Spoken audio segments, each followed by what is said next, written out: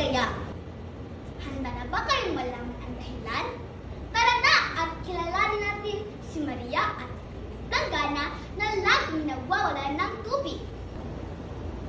Si Maria at ang Plangganang hindi mapuno.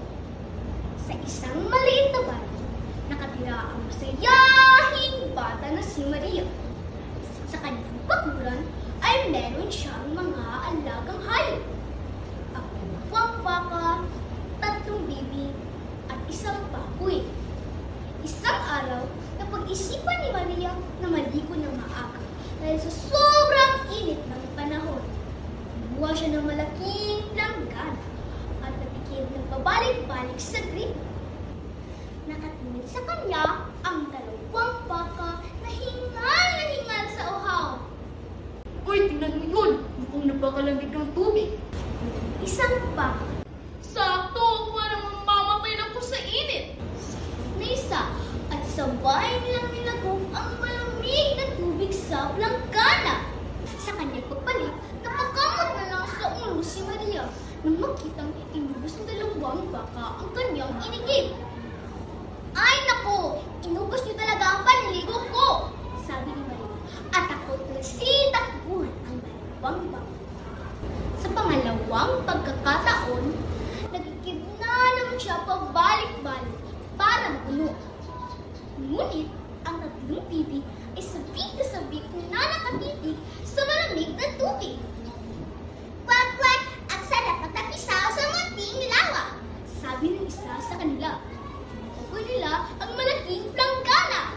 Oo nga! Tara! Sabay-sabay silang tumalon at masayang naligo sa malamig na tubig. Pagbalik ni Maria ay naggalit siya sa kanyang nakita. Ano ba yan? Buntong hininga niya. Magsalisan na kayo! Galit na sabit ni Maria. Sa kabilang ng pagod, inis at init ay nagigib pa rin siyang gumawa. Sa pangalawang pagkakataon, nang malapit nang mapuno ang planggana, ay biglang sumingit ang matabang baboy. Woohoo! Ako naman! Isang malakas na lindag lang at nawala na parang wala ang tubig sa planggana. Napatulala na lang si Maria. Ramdam niyang bigat ng braso sa pabalik-balik ng pag-iigib.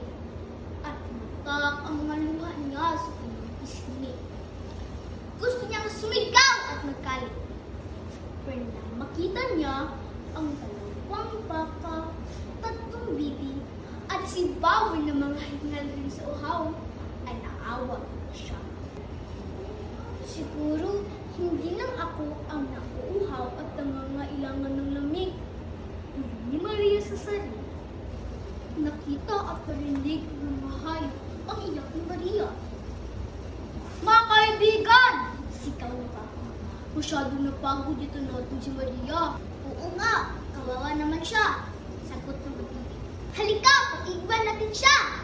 Sambit ni Baboy. Sabay-sabay silang pumunta sa gripo. Nagbuhat ng bandit, 2 baka, nagtulong-tulong ang mga bibi sa pagbuhat ng bandit. At si Baboy naman ay buong siglang nagkarga sa mabigat na patya. Sobrang saya at napawi ang lingkod ni Maria sa kanyang nakita. Salamat mga kaibigan! Ni Maria. Sa init ng panahon, alam ko kailangan niyo rin ng tubig. Salamat sa inyong pagtutulungan. Sabay-sabay silang tumakisaw sa pleskong tubig at mas lalong uminit pa ang kanilang samahan. At dyan nagtatapos ang kwento ni Maria at ang plangganang hindi mapuno. Kaya mga kaibigan, tandaan, ang tubig ay ating kayamanan. Kailangan po ng tao, hayop at buong kalikasan. Kaya huwag sayangin kailanman.